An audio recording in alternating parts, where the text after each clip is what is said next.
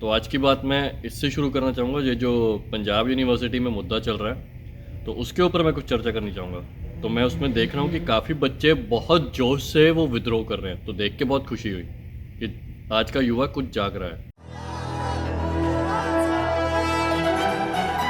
Punjab University's Senate and Syndicate, the campus erupted again. लेकिन ये देख के दुख भी हुआ कि आज का युवा जोश में होश खो के जाग रहा है, बिना ज्ञान के जाग रहा है, कि भाई उसके बिना रिसर्च किए जाग रहा है। ये तो वो बात हो रही है होने लगी कि मतलब जैसे सपोज आपका घर है, आपके घर पे आपका लोन है और लोन आप चुका नहीं पा रहे हो तो आप अनशन पे बैठ जाओ जाके। आपने फाइनेंसर से पैसे लिए तो आप चुका नहीं पा रहे हो तो आप अनशन पे बैठ जाओ जाके।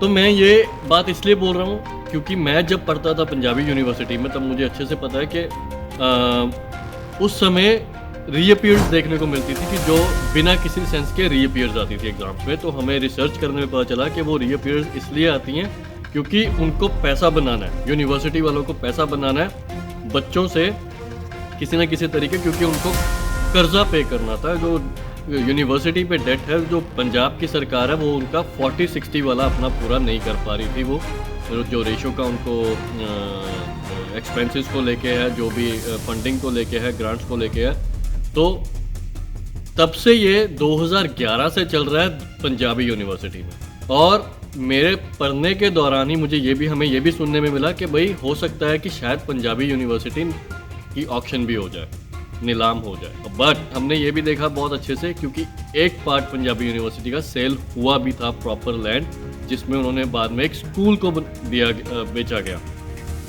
तो मुझे अभी स्कूल का नाम मेरे स्मृति में नहीं है, लेकिन वो अच्छे से याद है कि वो स्कूल को एक जगह कुछ पार्ट यूनिवर्सिटी का वो बेचा गया, वहाँ पे स्कूल बनाया गया।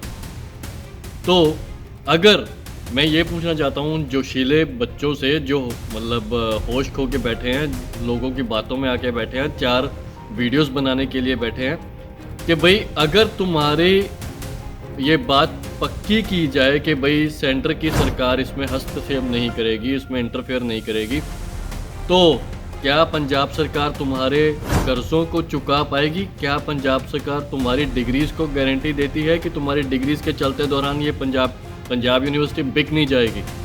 क्या ये पंजाब सरकार जो कर्ज़े में है, जिस पे स्टेट का कर्ज़ा भी है और ये यूनिवर्सिटी का कर्ज़ा भी है काफ़ी टाइम से, तो क्या ये गारंटी है?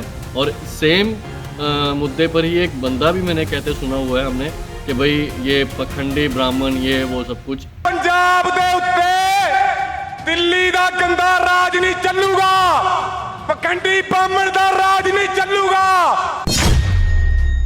मैं ये बोलना चाहूँगा कि भैया आपको ब्राह्मणवादी सोच आ भी नहीं सकती, क्योंकि अगर आपको ये सोच आई होती तो आप ये नहीं देखते कि ये ब्राह्मणवादी सोच आ रही है या फिर बच्चों का भविष्य बिगड़ रहा है, कि बच्चों का भविष्य कभी भी खतरे में जा सकता है, कि जिसमें यूनिवर्सिटी में जो एक पंजाब का एक बहुत कहता अच्छा एजुकेशनल इंस्टीट्यूशन है, कि अगर वो कभी ऑक्शन होता है, नीलामी होती है, तो उसमें क्या होगा? क्या उसमें पंजाब सरकार की गारंटी है?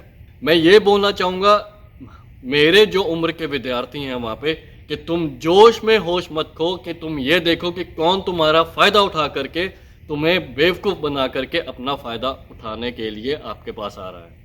क्योंकि बच्चे, हमारे विद्यार्थी ही आने वाला भविष्य है। उनको, मुझ जैसों को बहुत अच्छे से बेवकूफ़ मूर्ख बनाया जा सकता है। तो इसलिए मैं अपने उम्र के विद्यार्थियों को, छात्रों को मैं ये बोलना चाहूँगा कि जोश में होश मत खो भाइयों, बल्कि पूरा रिसर्च के साथ, ज्ञान के साथ इस चीज़ को समझो और अपना भविष्य बचाओ। नमस्कार।